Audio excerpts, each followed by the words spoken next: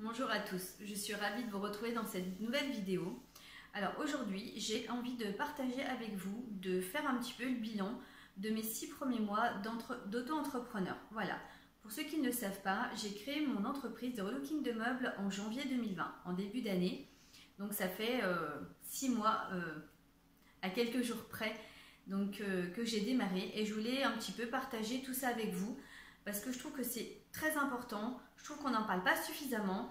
On ne parle pas souvent de choses qui font mal, qui sont dures à entendre, qui dérangent peut-être. On entend souvent quand tout va bien, mais on n'entend pas souvent quand tout va mal. Voilà, donc aujourd'hui je voulais partager, faire le bilan des 6 premiers mois, de mes 6 premiers mois en tant qu'auto-entrepreneur. Voilà, donc comme je vous le disais, j'ai démarré donc en janvier 2020, j'ai créé mon entreprise d'auto-entrepreneur, de relooking de meubles, pardon. Je vous invite également à aller voir mes autres vidéos où je vous partage un petit peu tout le déroulement qui s'est passé avant. Ça peut vous permettre de comprendre un petit peu mieux le déroulement de l'histoire. Alors, je vous précisais également que j'avais pu anticiper et grâce à des formations via la Chambre des métiers, Pôle emploi et tout ça, et qui m'avait énormément servi et je le reconnais sur le plan administratif et sur d'autres plans également, ça m'a énormément servi. Là-dessus, il n'y a pas de souci. Mais malgré tout, au mois de janvier, quand c'était le moment de démarrer les choses, je vous avoue que c'est plus compliqué qu'on ne le croit. On se retrouve un petit peu tout seul à la maison avec une tonne de choses à faire, une tonne de choses qu'on a envie de mettre en place, tout ça, et ben on se rend compte que c'est pas si facile que ça, tout simplement. Comment dire, je me suis retrouvée un petit peu face à moi-même avec plein d'ambitions, plein de rêves en tête, plein de choses. Et en parallèle, c'est là où commencent finalement un petit peu les doutes. Parce que oui, mais j'avais envie de faire ça, mais peut-être que c'est peut-être pas une bonne idée, peut-être que si, peut-être que là. J'avoue que voilà, j'ai été un petit peu dans le doute, plus savoir si ce que j'avais prévu c'était les bonnes choses à faire. Est-ce que finalement je devrais peut-être pas plutôt faire autre chose? Et en parallèle, ce qui est très très compliqué aussi, c'est que tout le monde veut vous donner des conseils. Ça, il n'y a aucun souci, il y a des bons, il y a des mauvais. Il faut savoir faire le tri, pas toujours évident. Mais tout le monde va vous donner des conseils. Tu devrais plutôt faire ci, plutôt faire ça. Il y a ceux aussi qui ne savent pas trop et qui vous regardent et qui vous disent mais t'es sûr que tu vas en vendre, que tu vas en vivre, pardon. Désolée pour les petites erreurs, mais c'est quand même quelque chose qui me tient vraiment à cœur. C'est une vidéo qui prend un petit peu les tripes et donc je risque de bafouiller des fois un petit peu. Ne m'en voulez pas, s'il vous plaît. Mais tu es sûr que tu vas en vivre. Il y a plein de choses. Beaucoup de monde parle et ils le font en pensant vous aider. Ça, c'est pas le problème, mais au final, ça ne nous aide pas. Et je pense que c'est aussi pour ça que j'ai été prise de doute au début. Je suis sortie de formation en me disant ouais c'est bien, je vais pouvoir faire ça, ça, ça. Et au final, on ne sait plus trop. Donc bon, j'ai quand même démarré, j'ai essayé de faire des choses. J'ai mis en place de la communication, j'avais déjà mon compte Instagram. D'ailleurs, si vous voulez, n'hésitez pas à me suivre. Le compte Instagram, Karine Toulet, tout simplement, comme la chaîne YouTube, où je partage pas mal de choses au quotidien dessus. Le compte Instagram existait déjà, mais bon voilà, je l'ai alimenté différemment et un petit peu plus. J'ai créé ma page YouTube, j'ai créé ma page Facebook.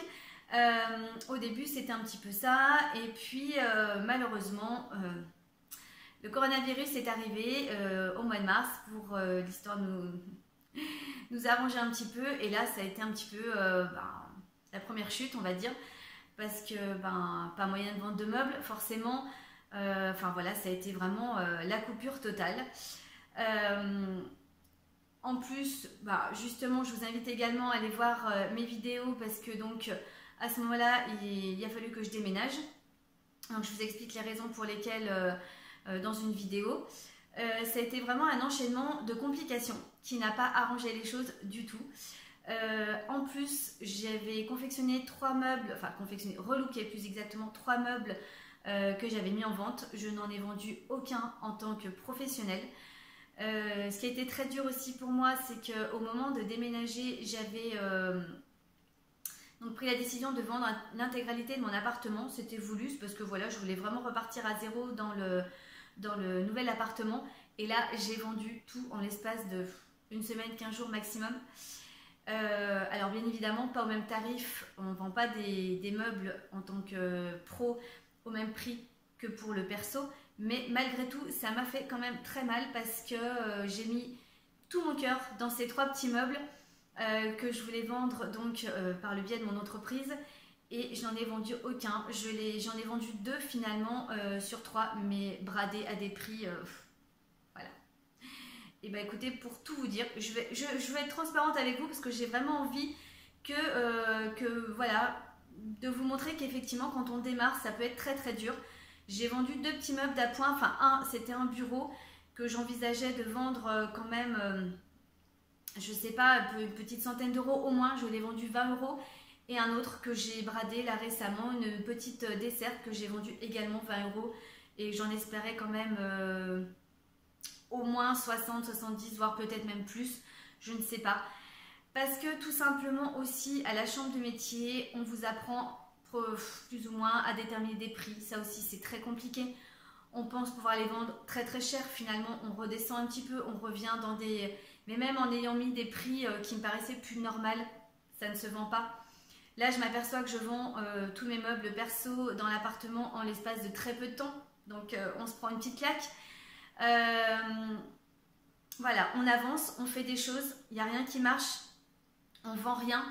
Moi, au jour d'aujourd'hui, je vis grâce au chômage. Ça aussi, je vous l'explique dans les vidéos précédentes.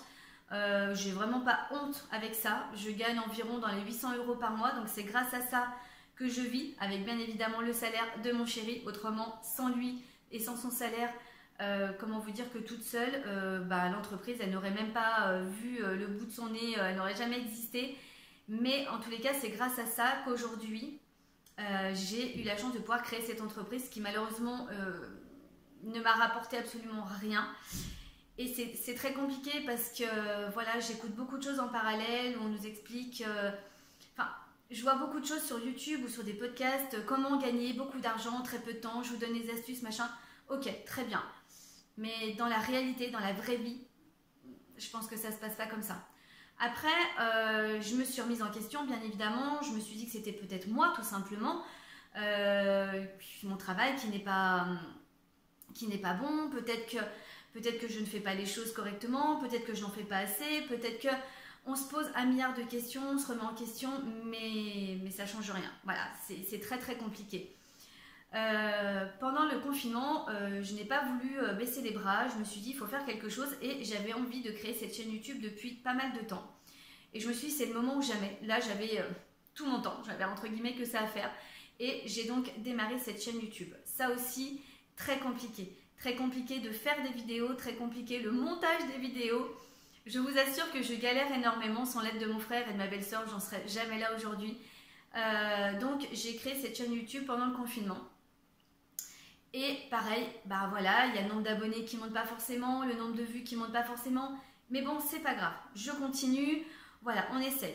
Là, le confinement terminé, donc déconfinement. Entre-temps, on a déménagé. Donc là, je suis actuellement dans mon nouvel appartement. Et là, on repart à zéro.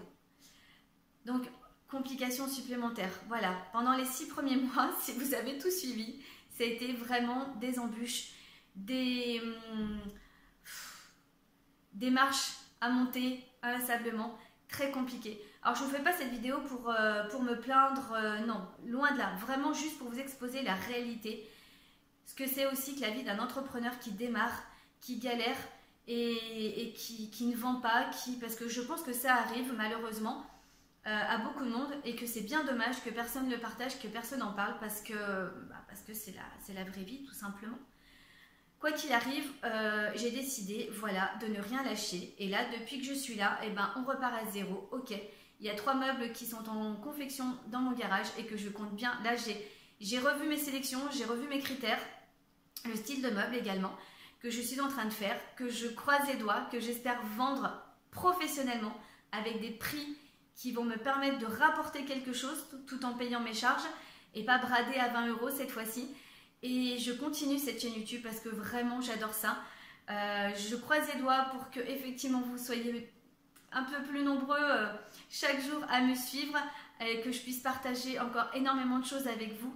Je ne lâche rien, Instagram, Facebook et j'ai des projets aussi pour plus tard, mais ça on va y aller doucement, il faut y aller doucement mais sûrement. Et puis voilà, en tous les cas, sachez que je pense que le plus important, en tous les cas, prendre des conseils, ok, pas de souci. Mais en tous les cas, ce qui me paraît important, c'est de suivre cette petite voix qui vous parle, son instinct. Ouais, il faut suivre vraiment ce qu'on a au fond, ce qu'on a vraiment envie. Et puis si on se plante, eh ben, c'est pas grave. Mais il faut faire vraiment ce qu'on a envie de faire, ce qui nous donne envie de vous réveiller tous les matins. Et moi, c'est vrai que finalement, j'avais envie de suivre quelque chose au tout début. J'ai été un petit peu déstabilisée et aujourd'hui, je vais reprendre là où j'avais envie de démarrer et de suivre cette route. Et puis peu importe, là où ça me mènera, ça marchera pas. En tous les cas, j'aurai aucun regret. J'aurai fait ce qui me plaît, ce dont j'ai envie. Et puis comme je le ressens, voilà, tout simplement. Bah écoutez, ça sera tout pour aujourd'hui. J'espère que cette vidéo vous aura plu. Si c'est le cas, un petit pouce en l'air, ça me fera très plaisir. N'hésitez pas également à vous abonner à ma chaîne pour suivre toutes les vidéos qui vont arriver très bientôt. Activez la petite cloche aussi. Moi, en tous les cas, j'espère que tout ça vous aura apporté quelque chose. Partagez aussi avec moi toute votre petite galère. En tous les cas, ça sera avec grand plaisir que j'échangerai avec vous. Et puis moi, je vous dis à très bientôt pour une nouvelle vidéo. Bye!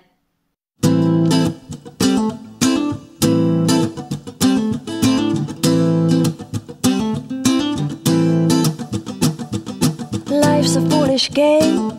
Do you ever feel the same? Well, maybe we could change, turn the ship another way. Feel it in the darkness, we're sailing right into those jagged cliffs. Yeah. Some say we've always been insane. Hey, life's a foolish game. Simple equation.